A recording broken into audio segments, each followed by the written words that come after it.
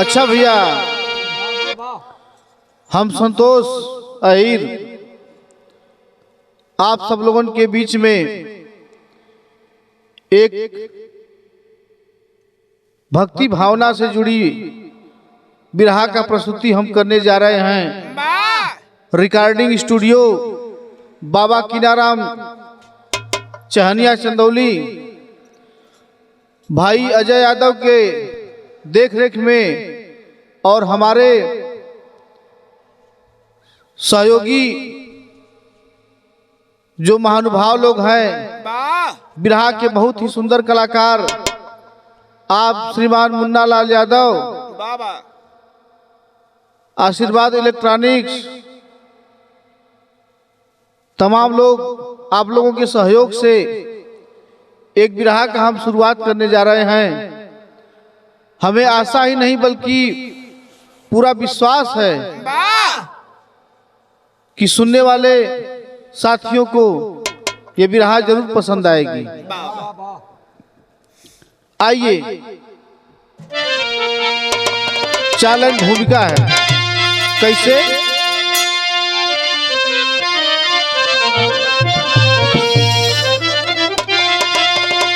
मायापति की अलौकिक है माया, कहीं धूप छाया कहीं है अंधेरा, कहीं पर बहारें बरसती है रहमत, कहीं गुल में पतझड़ जमाया है डेरा। सृष्टि का खेला निराला जगत में और लिखे भाग्य में जिसको जो कुछ विधाता,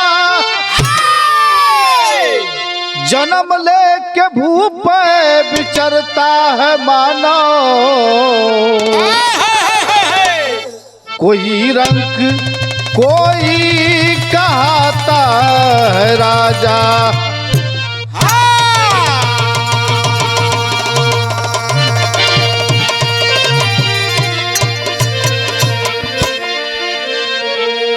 बिरहा में एक लाइन गजल लग गई। कैसे मास्टर?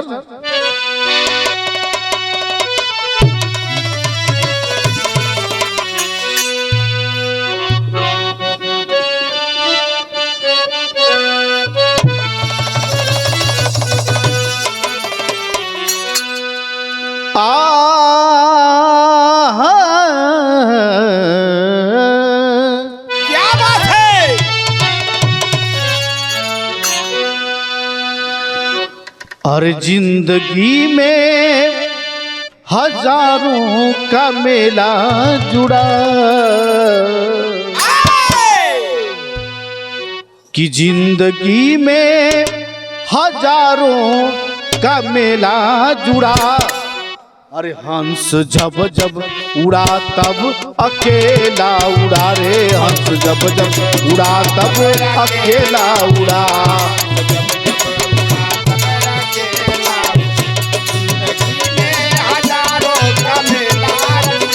जिंदगी में हजारों का मेला जुड़ा, हंस जब जब उड़ा तब अकेला उड़ा रे, हंस जब जब उड़ा तब अकेला उड़ा। ये तो गजल रहा, लेकिन बिरहा में एक गजल के भाव में कैसे कवि जी लिखले बाड़ा? कैसे? अरे भाग्य का लेख दुनिया में मिटता नहीं,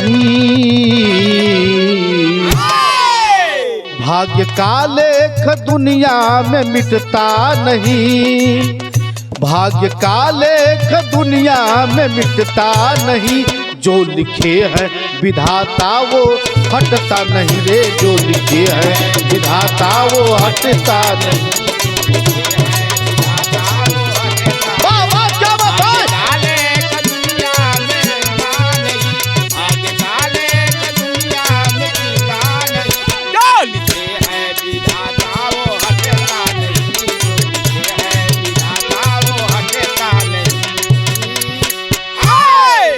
बिरहा में भाव लगल कैसे? कि बात एक बार सृष्टि को रचाने वाले साथ में भी सुन के बैठे रहे डमरू वाले।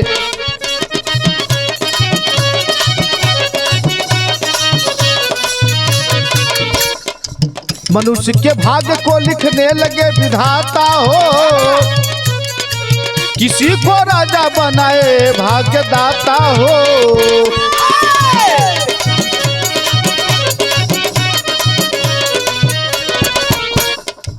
केहू के मड़ई केहू के लिखे अटरिया हो, केहू के मड़ई केहू के लिखे अटरिया हो, केहू दरिद्र केहू के लिखे भिखरिया हो।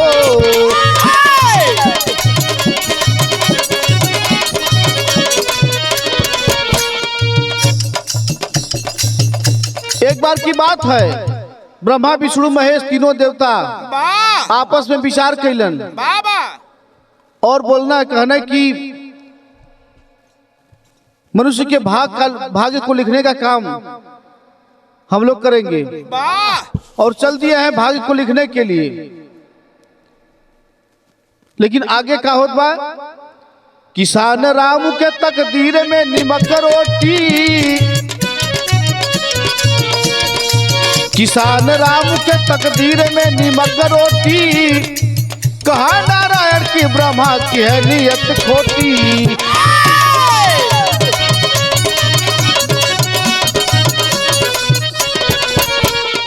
ब्रह्म का लेख भोलेनाथ स्वीकार किए, फंसेगा जाल में खुद आप त्रिपुरार कहे।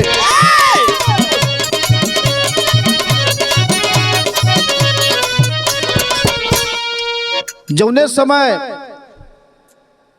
संसार में सभी मनुष्यों का भाग्य लिख रहे थे तो हर इंसान को कुछ न कुछ, किसी को धन दौलत सोना चांदी महल अटारी बहुत कुछ दे दिए। लेकिन उसी संसार में एक रामू नाम का किसान भी था जिसके भाग्य में मात्र नमक रोटी लिख दिए। तब आगे का होत बा, एक लाइन गीत लगे कैसे,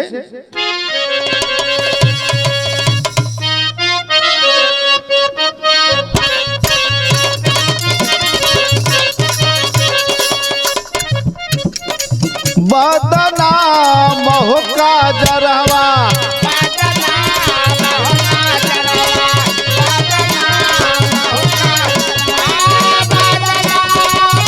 अरे जिया भैया जिया, बदनाम हो का जरवा।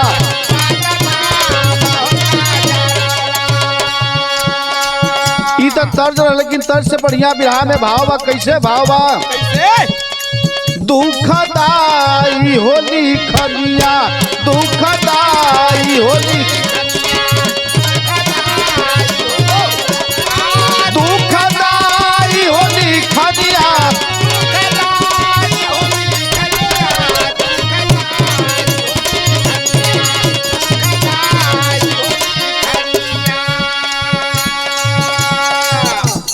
कह दीनानाथ भोले मानव कहनवा, अरे विधना का देखा खिलवाड़,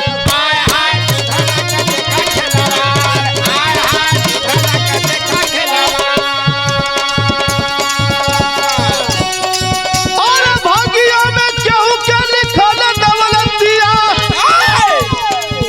और भागिया में केहू के लिखल दौलतिया, केहू के बनवले भिखार होली खनिया, दुखदाई होली खनिया।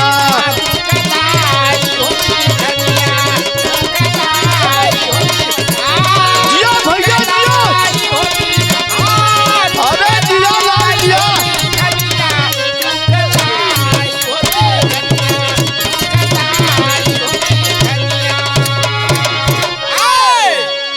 यार सब लोग समझावत बाड़े ब्रह्मा जी के कि अरे प्रभु ऐसा मत करा, मान जा, ओहू बेचारे के कुछ न कुछ दे दा ताकि धरती पर बात जी ले बढ़िया से। लेकिन भोलेनाथ कैसे?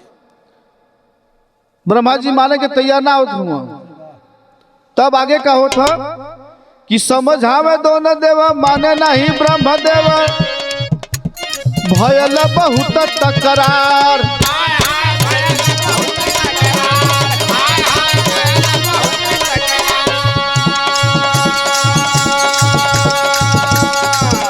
अरे निज लोक पहुंच गए हैं दोनों देवता, अरे निज लोक पहुंच गए हैं दोनों देवता, मनवा में करत विचार होली खनिया दुखदाई होली खनिया। अरे जो भैया जो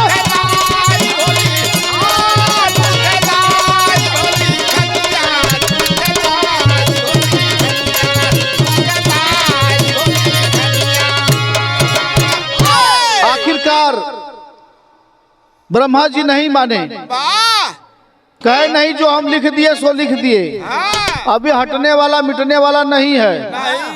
आप लोगों को पसंद है तो ठीक है, नहीं पसंद तो कोई बात नहीं है।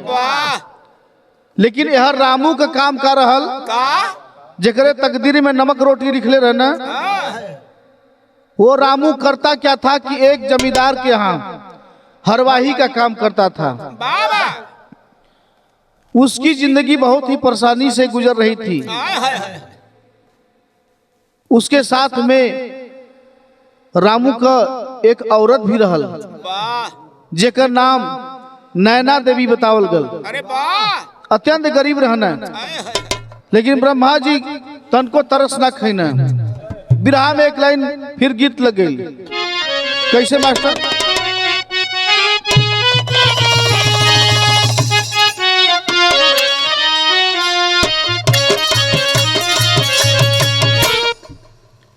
अरे गवना करई सैया,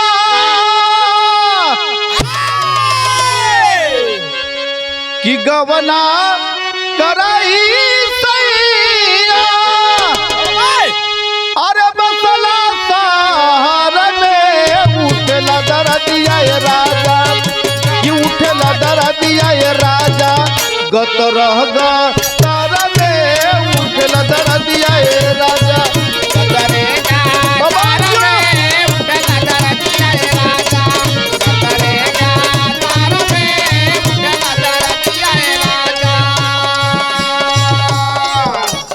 हर बड़ा दुख में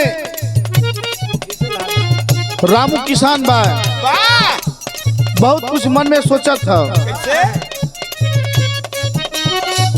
ओकर औरत जब देखल तो बड़ा परेशान, पति के जब परेशानी में देखल तो कि पूछा का कहत थे, खनवा परोस के धनिया,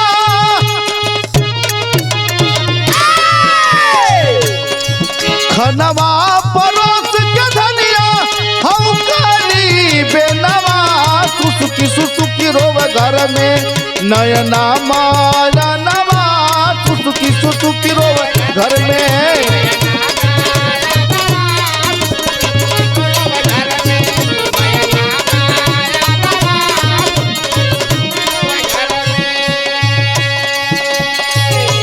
औरत रामू के खाना परोस के अब बेना हौकत है, रोवत थे, का कहत थे, कोई भाग्य लिखे वाले के ऊपर सवाल कैले है का, कवन कलम से विधना लिखला मोर भागिया हो,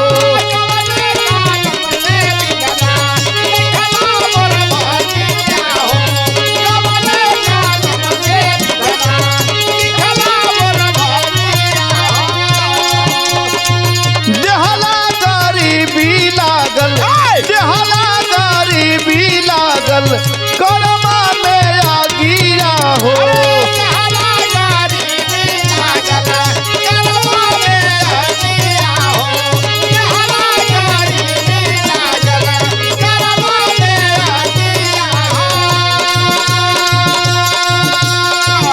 से का कहते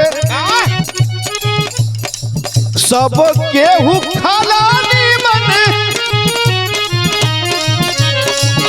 सब केहू खाला नीमन पूरी पकावनवा मन के मिले नमक रोटिए भो जानवा मन के मिले नमक रोटिए भो जानवा मन के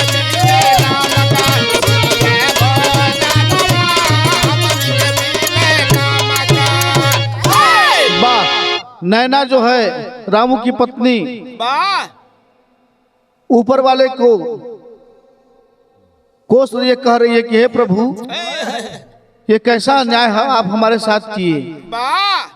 ये धरती पे बहुत से लोग हैं, बहुत से जीव जंतु हैं, सबको आपने बहुत कुछ दिया है, लेकिन एक हम ही अभागा थे जिसको आप कुछ भी नहीं दिए, मात्र नमक रोटी ही लिख दिए कर्म में, तकदीर में।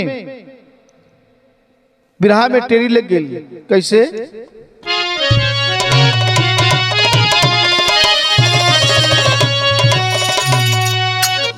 अरे गर्दिश में सुसके पावन जिंदगी पतझड़ बहार भैली 16 उगले सावन, अरे हो सावन, अरे हो।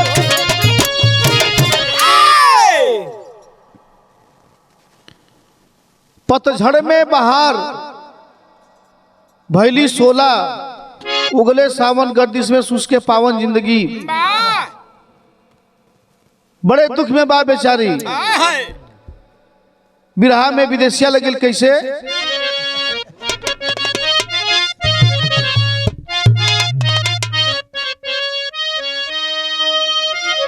अरे 12 बजे दिनावा में रामू जोत के हरावा हो, आइला जमींदार के भवनवाए विधाना। देख रामू खात जमींदार रहल खिरिया हो, अरे देखी के ललच गईल मानवाए विधाना। हाथ जोड़ रामू कहल 12 किसान। ऐसा रामू था, ऐसा किसान था कि बेचारा 12 बजे तक बाबू साहब का हरवाही करे। जोने समय आयल बा घरे, हल रख दिलस एक तरफ, बैलन के बांध दिलस, चारा पानी डाल के जब पहुंचल है बाबू साहब के पास, तो देखा था कि बाबू साहब बढ़िया बढ़िया खाद बना। तब का कहत है कि हाथ जोड़ रामू कहल, अरे सुनीतानी बाबू साहब कह कि तनिका चिखाई दा भोजनवाए विधाना। कह जमींदार तोहरे लायक ना समनिया बा, अरे तोहरे लायक तोहरे घर भोजनवाए विधाना। जमींदार साहब से जब कहलस देख के उनकर भोजन, ओ किसान रामू का मन ललच गल। सोचलस कि बाबू साहब हुए हमेशा इनकर हरवाई करती, मांगब तो जरूर मिल जी खाए बदे के, लेकिन बाबू साहब फटकार के हटा दिए, नहीं दिए। कहे कि नहीं रामू ये तोरे बदे ना बनल है, तोहरे बदे तोहरे लायक भोजन तोरे घरे हो। आखिर काल में रामू एकदम लाचार हो गया। बिरहा में एक लाइन फिर धुन लग गई।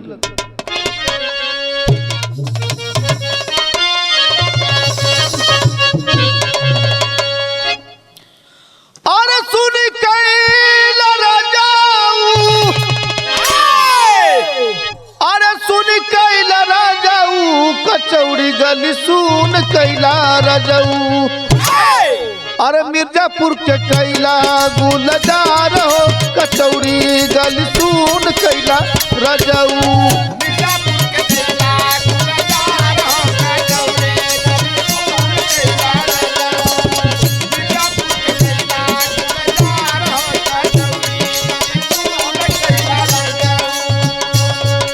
बाहरे रामू अपने तकदीर को कोसता हुआ, अपने नसीब को सोचता हुआ और चल दिया।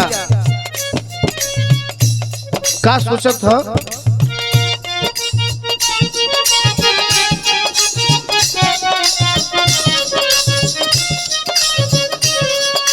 कि चला है किसनावा,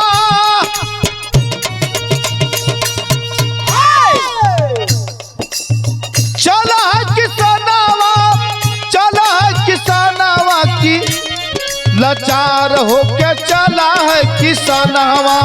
धन तकदीरिया के मार हो लाचार होके चला है किसनावा।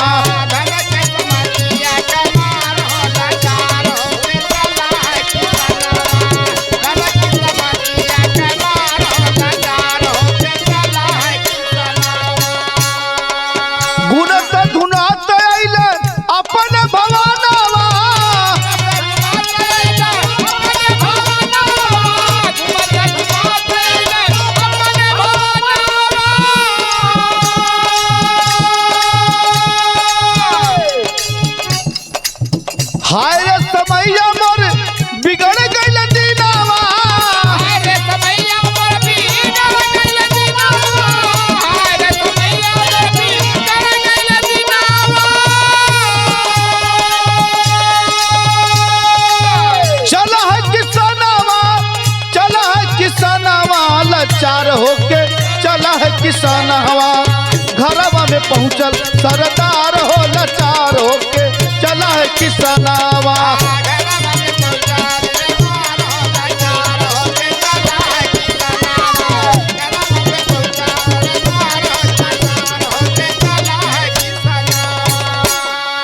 आखिरकार रामू बाबू साहब के यहाँ से लाचार होके बेबस होके चल दिलस। आयल अपने घरे, घरे जब आए गल रास्ते भर ये सोचा चला था कि हम जिंदगी भर बाबू साहब का हरवाही कैली और थोड़ी सा खाए बदे के मांग दही तो हमें नहीं देना है। और अपने भाग्य नसीब तकदीर के ऊपर यह सोचत विचारत आए गल घरे। जब घरे आयल तब का होता एक लाइन फिर गीत लग गई विरह में।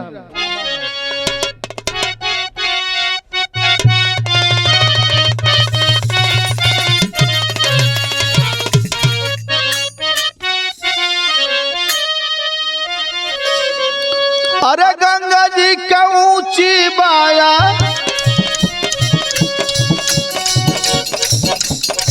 गंगा जी का ऊंची बाया, राजिया न हो जे पा बैठे भगवान।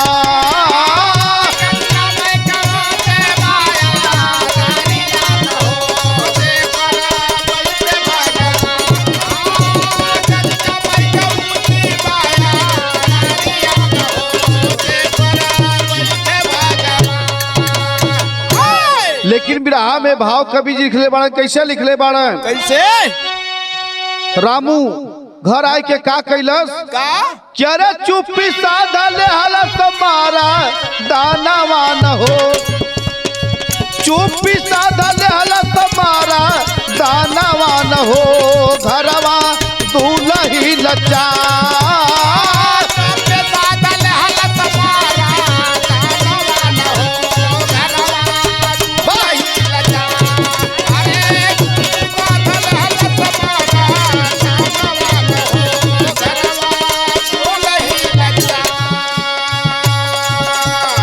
नारी समझावे कर जा तानावा न हो, सुनी साजना हमार।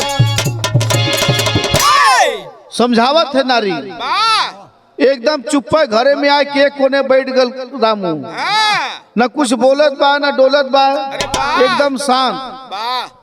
यार औरत परेशान, बार बार ताकत है, देखा देखा का बात है कि चुप्पा चाप बैठल कुछ बोलतो ना हुआ।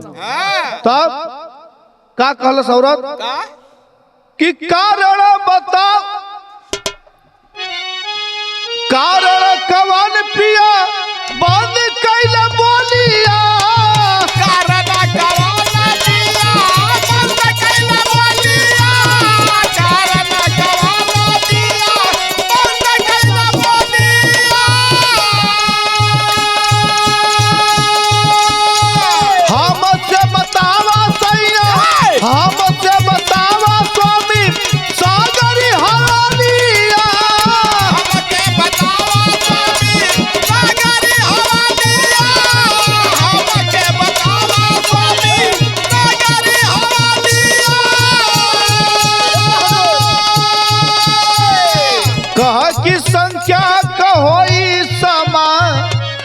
धनवान हो, सुनी सजना हमार।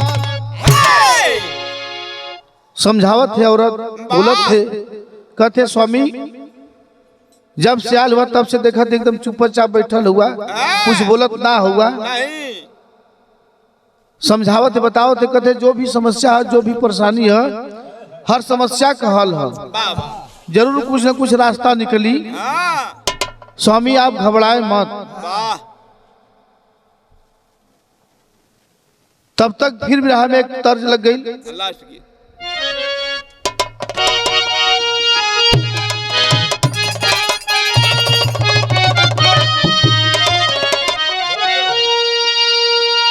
तब रामू जो हुआ बोला था, जब सारी बात औरत के सुनलस तकलस के ऐसा है कि हम बाबू साहब के पास गली, जब हर जोत के अली उनके घरे के अली, देखली खीर खातर नामा बड़ा अच्छा लगल, तनी सा मांग दली हम बाबू साहब से खीर। अब बाबू साहब हमें खीर देवे न कहीं, हमार खीर खाए के मन हुआ। इतना बात जब औरत सुनलस तब खीर बनौलस। पहले तो समय मंगलस करस कि हमके कुछ समय दे दा सैया, तब हम आपके खीर खिया देबे। कि जब खीर बनाए के और रामू के बैठाए के ठहरी पर सामने लिया के परोसलस, परोस के जल्दी जल्दी बिना डुलावत थे खीर जरूरत पर सोचबा कि जल्दी जुड़ा जा, खा लेता है। तब तक ब्रह्मा जी का नजर पड़ गई, कहें अरे यार तो देखा थी बहुत उल्टा हो चाहता, जकरे भाग में, जकरे नसीब में, जकरे तकदीर में हम नमक रोटी लिखले ही, देखा थी तो वो खीर खाए ले ही। अब उनकर षड्यंत्र वहां से शुरू हो गल, नहीं मरना, चल देना वहां से। जब चल देना तो एक बहुत बड़ा मेढक का रूप बनौना। आज जो ही रामू खीर के खायल चाहत था उठाए के, तब तक कोई थरिया में जाके कूद गई ना। जब कूद गई ना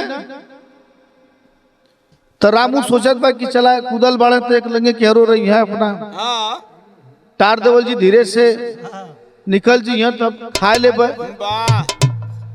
वही जब बैठल औरत बिना डोलावत थे, वो बेचारी औरतिया के देखा बाहरे प्रेम, वो बेनवा के डरिया से धीरे धीरे लगल टार है उनके में ढक जान के कि टार दही धीरे से निकल जी बहरे। लेकिन वो बहरे कहाँ निकल लगना, थरियो में घूम है, भर थरिया घूम घलना। अब जो तनी मनी खीर बचलो रहा खाए के वो कुल खत्म। रामू के पड़ल गुस्सा, कलश की एक कैसो कैसो मेहरारू खीर बनाए के सामने रखलस, आज जो वही खाए की कैली तब तक तुहार ही लीला हो गई। बिरहा में एक लाइन फिर गीत लगे ले जा मास्टर साहब आवा था।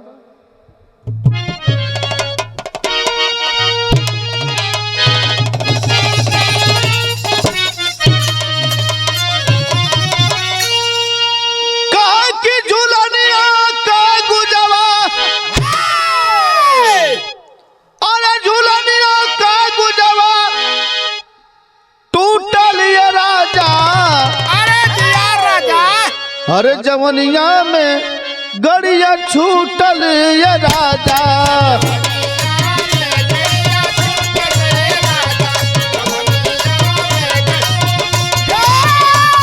अरे जिया भैया जिया।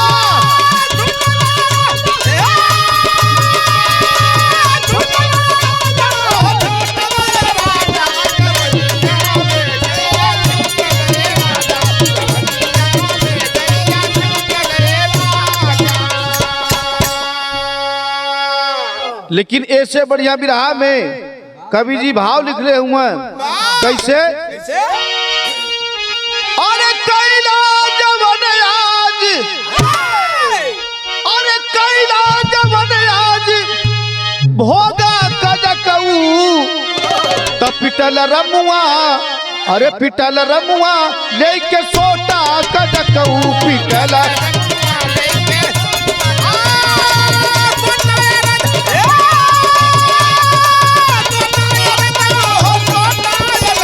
पिटल रमुआ लेके सोटा कजकऊ पिटल रमुआ।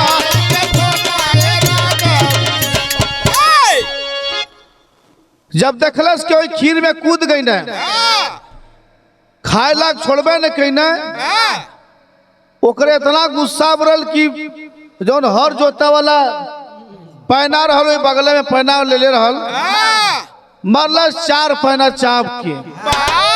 तब तक मेढक जौन बड़ा फैल के एकदम फिट हो गई न।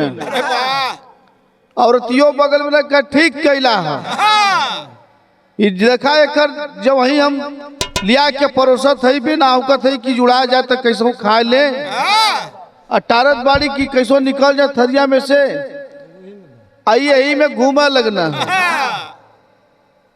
तब अरे मारत का पचका छोड़त का फूल जाला, अरे देखी देखी रमुआ और गुसियाला।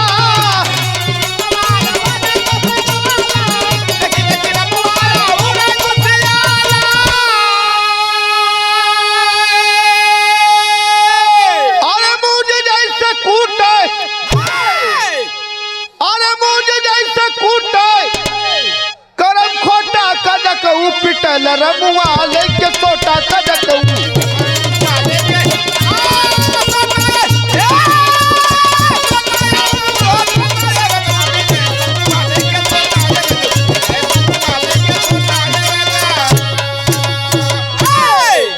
इतना मार मरलस वो में ढक के कि एकदम उनकर हालत खराब, न हिल डोल जात बा न कुछ कह जात बा, एकदम डैमेज। कलश की कैसो कैसो नमक रोटी से जीव छूटे वाला रहल है, कुछ बढ़िया भेटाल खाए बदे मिलल चाहत रहल, लेकिन तू वो हमार ले लेला। ओके ना पता है कि नहीं के है के ना है, ओके तो बस में ढक लौकत बा। बिरहा में पहपट में कैसे कहल गल है,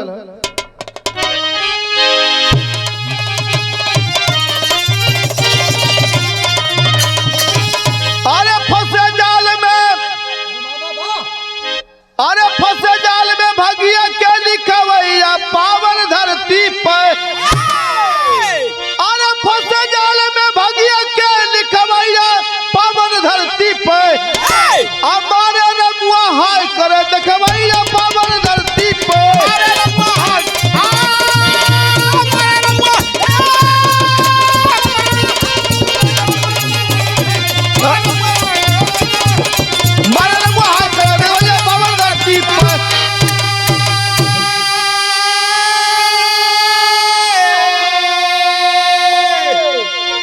हर में बात कर रस्सी से खेते खेते घिसरावे हो, अबू करला तो लतियावे डंडा का जोर जमावे हो। इतना ना तो वो में ढक के ले गल खेते, जौने खेत में हर जोतत रहल वहां ले जाए के हरे में बनलस। और जब तक हर जोतलस तब तक कोई खेते खेते घुमौला सब पीटत जाए।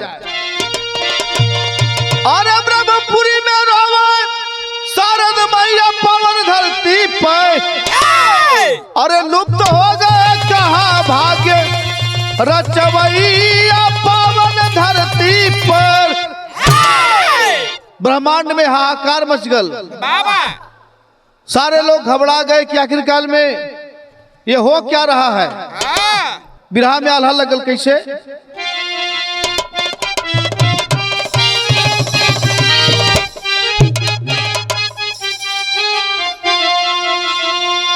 अरे वो लवा के पड़ते जैसे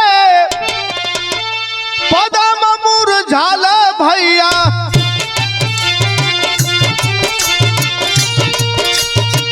वैसे मार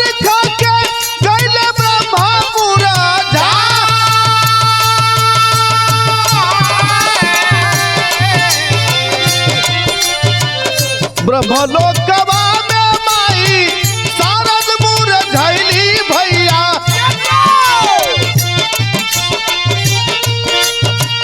गैली विष्णु लोकवा में माता झटरा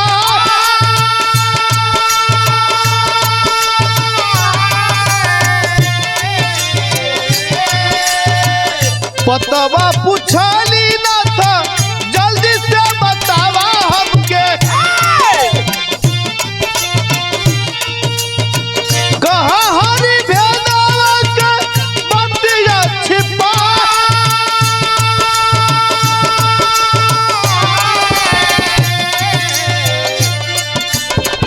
शारद माता घबरा गई।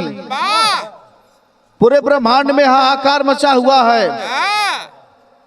खोजत हई कहत हई कि आखिरकार में सब लोग तो लौकत ब्रह्मा जी लौकत न हुआ बात कहाँ गल हुआ और भोलेनाथ भी देखत हुआ विष्णु भगवान भी देखत हुआ कहत हुआ कि भाई खोजे के तो पड़बे करी लेकिन भोलेनाथ जब देखना अपने दिव्य दृष्टि से तो वो तो सारा मामला जान गई ना कहना बहुत सही भल जैसा निकले रहा ना वैसा नहीं मिलल है तनी सा कुछ और न ले लेदा ओकरे बाद तब चलल जी बचावल जाई भाई हाथ गोड़ जोड़ाई रमुआ का करल जी।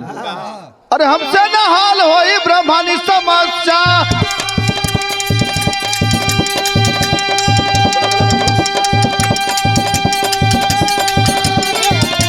शिवजी करनवा के दिहा बतला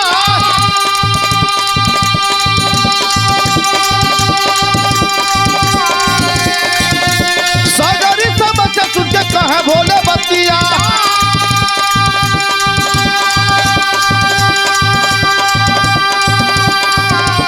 करनी का फल भोगत हम भूपन जाए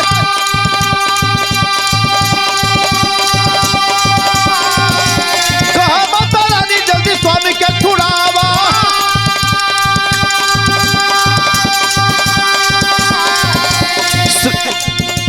सृष्टि का गरिमा जले हो डगमगा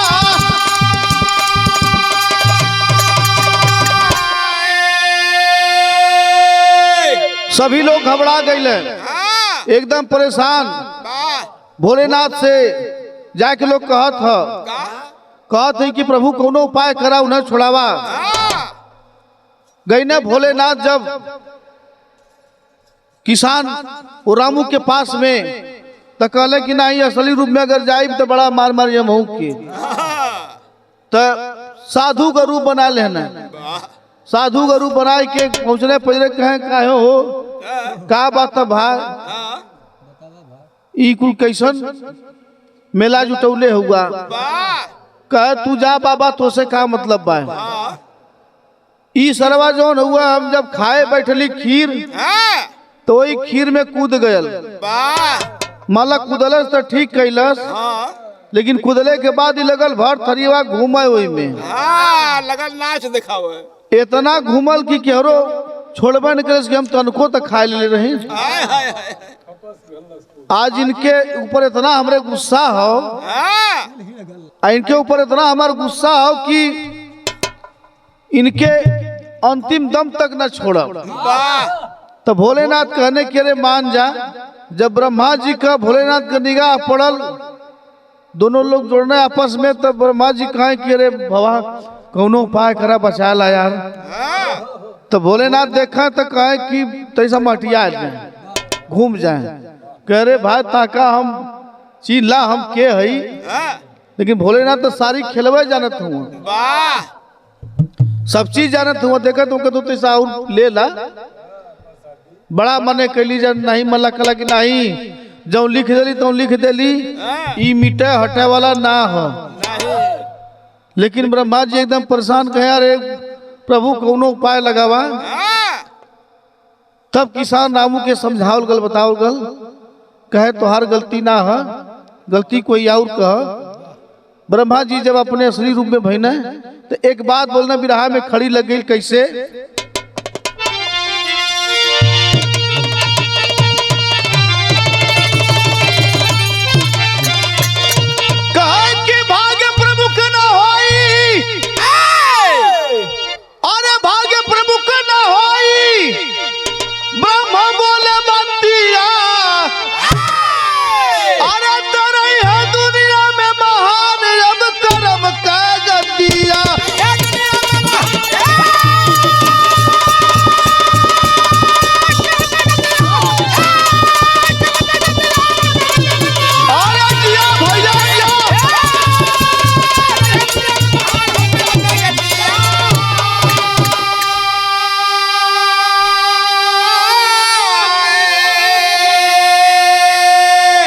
ब्रह्मा जी बोले कहले कि नहीं, गलती तो हमसे हो ही गई, लेकिन सही में अगर कहल जाए तो धरती पर कर्म से बड़ा कुछ भी नहीं होता है।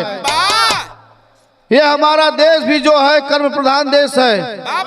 कर्म करेंगे तभी कुछ बनेगा मिलेगा, नहीं तो अन्यथा इससे कुछ मिलने वाला नहीं है। अरे कर्म प्रधान विधि शिव से बताए, अकर्म सजाए भाग विधन फरमाए।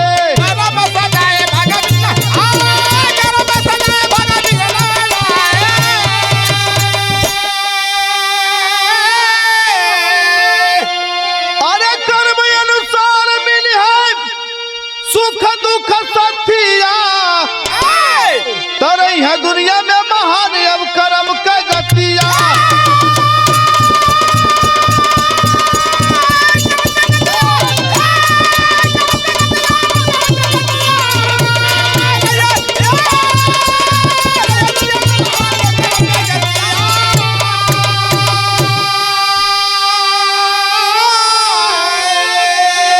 गुरु बिहारी गुरु गणेश गुरु रामलाल मोर पावन, स्वर्ग चंद्रिका कवि कहा लागे गीत सुहावन।